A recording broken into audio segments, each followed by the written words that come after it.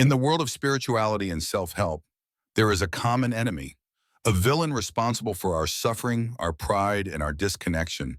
This enemy has a name, the ego. We are told to fight it, to silence it, to starve it. We are told that the ultimate goal is ego death, a state of enlightened transcendence where the I disappears. But what if this entire war is a profound misunderstanding? What if the very thing we are trying to destroy is our most crucial ally on the path to wholeness? The great psychiatrist Carl Jung offered a revolutionary perspective that turns this modern narrative on its head. For Jung, the ego is not the enemy. It is the necessary center of our conscious mind, the brave captain of our ship. The real enemy is not the ego itself, but our ignorance of its proper role. The problem isn't that the ego exists, but that it has become an inflated, fearful tyrant, a small king who believes his tiny island is the entire universe, forgetting the vast ocean of the psyche from which it emerged. This journey is a radical act of peacemaking. It is about ending the inner war. We will explore how Jung teaches us to stop fighting our conscious mind and instead to befriend it. We will learn to distinguish between a healthy, functional ego and a fragile, inflated one. We will uncover the fears that drive its defensive walls and discover how to transform it from a fearful king into a courageous explorer. This is not a path to destroy the I, but to connect it to something infinitely greater, the self. This is the secret to true self-awareness, not by killing the captain, but by giving him a map of the entire ocean and a sacred mission to explore it. Before we can befriend our ego, we must first understand and respect its origin story. The ego is not born a tyrant. It is born out of necessity as a hero. Imagine each of us begins as a tiny point of awareness adrift in the vast, chaotic, and undifferentiated ocean of the unconscious. It is a world of pure potential, but also of overwhelming chaos. In order to survive, to function, to not be swallowed by this immensity, a center must form, a point of stability. This is the birth of the ego. Jung saw the development of a strong ego as the primary task of the first half of life. It is the process of building a raft in the middle of the ocean.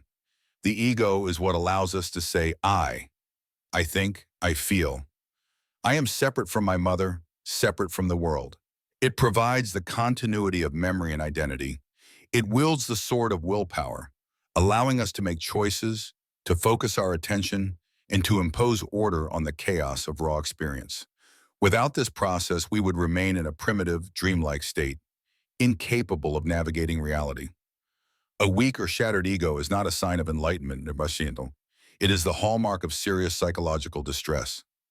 The ego is the captain who learns to sail, the builder who creates a shelter, the hero who brings the light of consciousness into the darkness. It bravely differentiates us from the collective, allowing an individual identity to emerge. So when we speak of the ego's flaws, we must do so with deep respect. We are criticizing the behavior of a hero who has, perhaps, forgotten his true purpose. The problem arises not from the ego's existence, but when the raft becomes a fortress, when the captain believes his small vessel is the only thing that matters, and refuses to acknowledge the ocean that supports him. It is the story of a hero who has become a king, and now that king must learn that his kingdom is far greater than the small island he has claimed.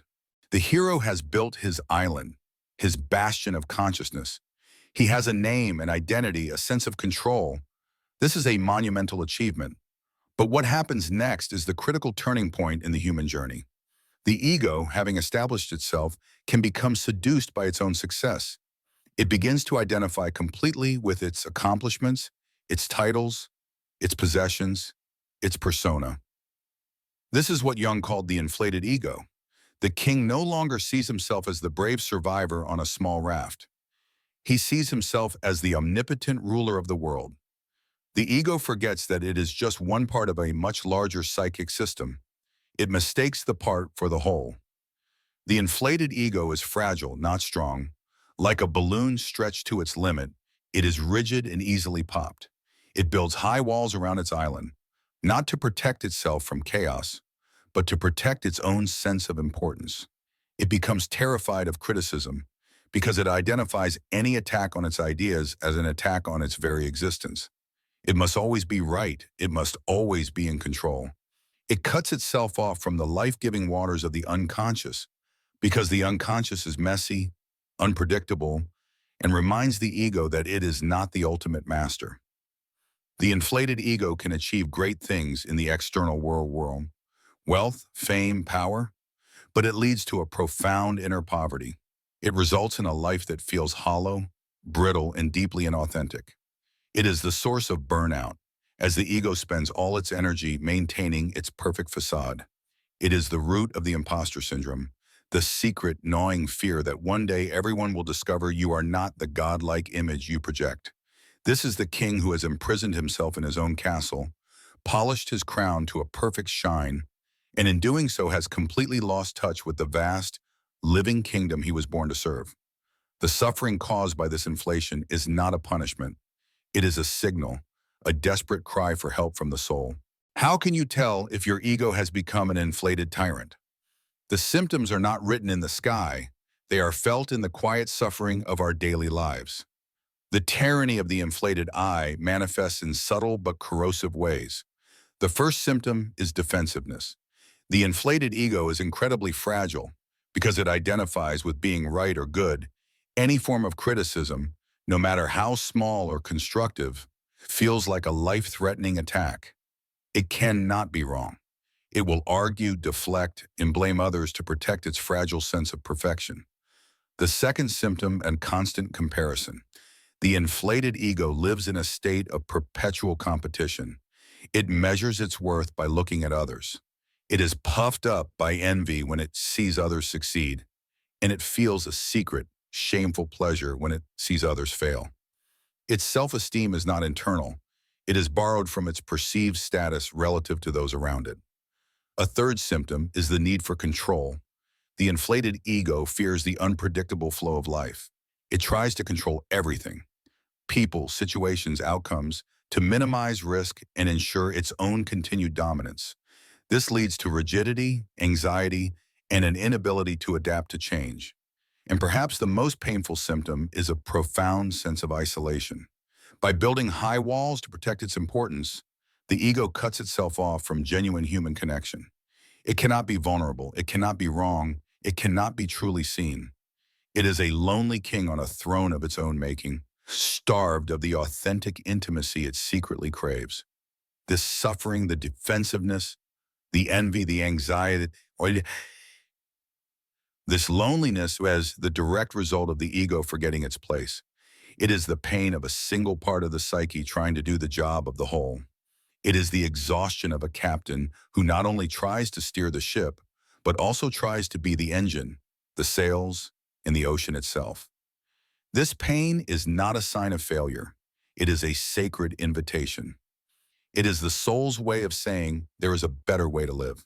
How does this change begin? How does the inflated king learn to be a hero again? The process rarely starts from a conscious decision. The ego will not willingly give up its own perceived power. Instead, the call to transformation comes from a deeper place. It comes from the true center of the psyche, the archetype of wholeness that Jung called the self. The self is the entire iceberg, the wise, organizing intelligence that governs the whole system. The call from the self can manifest in many ways. Often, it begins with a crisis, a job loss, a divorce, a health scare, an event that shatters the ego's illusion of control. The fortress walls are breached, and the king is humbled. Suddenly, his old way of living is no longer sustainable. The call can also come through a dream, a powerful, numinous dream that feels more real than waking life, filled with archetypal symbols that the ego cannot understand, but the soul recognizes. It is a direct message from the unconscious. Sometimes the call is a slow-burning feeling of meaninglessness. This is the pain that creeps in even when, by all external measures, you are successful. It is the quiet whisper that says, "Is this all there is?" It is the soul's starvation, a sign that the ego's ambitions are no longer nourishing the whole person. Jung believed these moments are not failures. They are acts of grace. It is the self trying to save the ego from its own self-imposed prison. It is the vast kingdom reminding the king that he is a part of something greater. The crisis, the dream, the emptiness. These are the first steps in what Jung called the dethronement of the ego. It is a terrifying process for the ego, which feels like it is dying, but it is not death. It is an invitation to a larger life. It is the moment the lonely king on the tiny island finally realizes there is a vast, undiscovered continent waiting for him, and the suffering he feels is simply the growing pain of his own impending expansion. The journey from a tyrannical ego to a healthy one does not begin with a fight. It begins with compassion. To befriend your ego, you must first understand its fears. Why is it so defensive? Why does it cling so tightly to control? Why does it need so much validation? The answer is simple. It is terrified. The ego, this center of consciousness, performed a heroic feat in its youth by separating from the overwhelming chaos of the unconscious. It remembers that chaos. Deep down, it is afraid of being swallowed, of dissolving back into the undifferentiated ocean from which it came. Its entire defensive structure, the walls, the armor, the need to be right, is a trauma response. It is a desperate attempt of a small, finite part of you to maintain its existence in the face of infinity. To heal this, you cannot use the ego's own tools of logic and force. You must use the tools of the soul, empathy and awareness. Instead of judging your ego for its fear, you must learn to listen to it. Instead of saying, "Why am I so insecure?" try asking, as if speaking to a scared child within you, "What are you afraid of right now?" This is the beginning of a conscious dialogue. It is the act of separating your larger awareness, yourself, from the immediate reactions of your ego. You stop identifying with the ego and start observing it. You see its need for praise, its flash of jealousy, its defensive anger, not as who you are, but as the predictable behavior of a specific part of your psyche that is trying its best to protect you, often in clumsy and outdated ways. This is a profound shift in your inner relationship. You move from being the prisoner of a fearful king to being the wise and compassionate counselor to that king. You are not trying to kill him. You are trying to heal him, to reassure him that he is not alone, and to show him that the vast ocean he fears is not an enemy, but the very source of his own life. Befriending the ego is not a passive process. It is an active, conscious art. It requires daily practice, a commitment to a new way of relating to your own mind. The first and most powerful tool in this art is self-observation without judgment. This is the essence of mindfulness. Throughout your day, you begin to notice the actions of your ego. You notice the urge to interrupt someone to prove a point. You notice the wave of envy when you scroll through social media. You notice the defensive tension in your body when you receive feedback. The key is to simply notice. Do not condemn, do not praise, do not analyze. Just observe. Ah, you say to yourself, there is the ego doing its thing. How interesting. This simple act creates a space between you and the reaction. In that space, you have a choice. The second tool is conscious dialogue, often through journaling. Write to your ego, ask it questions. What did that person's comment threaten? What validation are you seeking right now? What is the worst-case scenario you are trying to prevent? You will be astonished at the answers that arise from your own depths. This practice externalizes the ego's fears, allowing you to see them with clarity instead of being possessed by them. The third tool is to consciously feed the soul, not just the ego. The ego is fed by external validation, praise, promotions, likes. The soul is fed by internal meaning, creativity, connection to nature, spiritual practice, authentic relationships. When you consistently engage in activities that nourish your soul, the ego's desperate need for external validation begins to quiet down. It sees that there is another source of worth and security. By practicing these arts, you are fundamentally retraining your ego. You are teaching it that its survival no longer depends on being perfect or in control. You are showing it that it is safe to be vulnerable, safe to be wrong, safe to be quiet and just listen. You are slowly but surely transforming its role from a fearful prison guard to a trusted partner in the great adventure of your life. Through the dedicated practice of befriending our ego, a profound and sacred transformation occurs. The ego begins to shift its allegiance. This is the heart of the Jungian vision. The ego realizes its true noble purpose is not to be the master of the psyche, but to be the conscious servant of the self. This is the moment the king understands his true role. He is not the ultimate power. He is the most trusted minister of a power far greater than himself. His job is not to issue commands based on his own fears and ambitions, but to listen for the will of the true ruler, the self, and to carry out that will in the world. What does this look like in practice? The ego becomes the courageous explorer. Instead of building walls to keep the unconscious out, it builds a boat to journey into it. It travels into the unknown lands of dreams, fantasies, and deep feelings, not to conquer them, but to learn from them. The ego becomes the diplomat. It learns to dialogue with the other figures of the psyche, the shadow, the anima or animus, the various complexes. It negotiates, it listens, it seeks integration and balance rather than repression and control. The ego becomes the translator. It takes the symbolic, non-rational wisdom of the unconscious and translates it into conscious understanding and tangible action in the real world. It brings the treasures back from the deep. In this new role, the ego is more important and more heroic than ever before. It requires immense strength, courage, and consciousness to face the depths of the psyche and serve the self. The tyrannical king was powerful but brittle. The servant king is flexible, resilient, and truly strong. He is no longer fighting a lonely war to maintain a small territory. He is now a vital and cherished part of a vast, interconnected kingdom, acting in harmony with a divine, ordering principle. This is the ego's true destiny, not to die, but to be reborn into a life of purpose, service, and profound meaning. What are the fruits of this great work? This journey of befriending the ego and aligning it with the self. The result is not a detached, emotionless state of perfection. It is a deeply human, vibrant, and resilient state of wholeness. The first fruit is true confidence.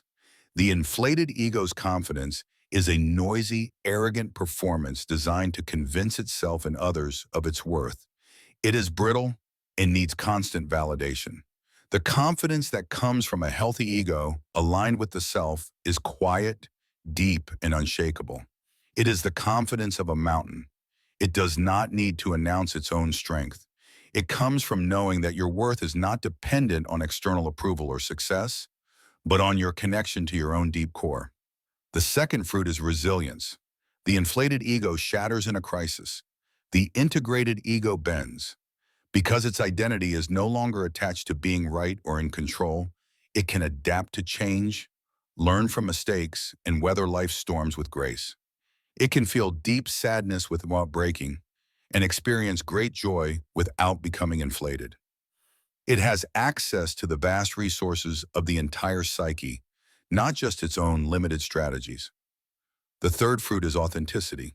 You stop performing. You stop trying to be the person you think you should be, and you begin to relax into the person you are. This allows for genuine intimacy because you allow others to see you, the real you, with your strengths and your flaws. You no longer need to hide.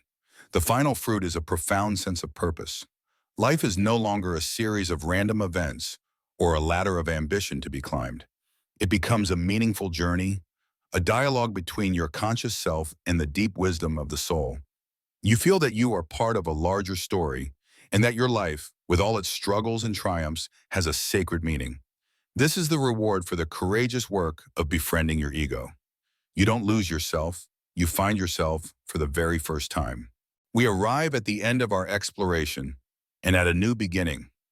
We began with the idea of a war against the ego, a quest for ego death.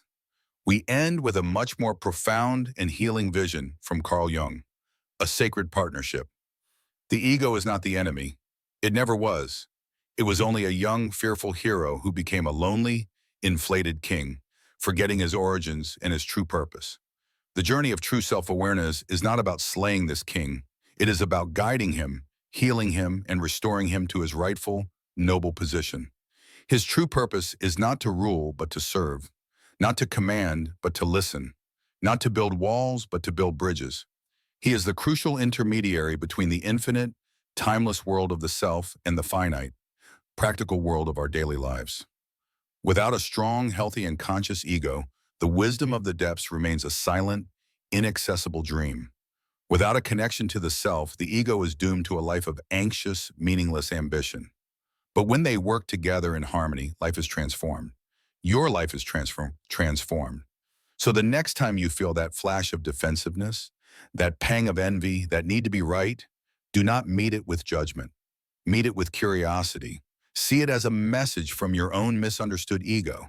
Ask it what it fears. Reassure it that it is safe.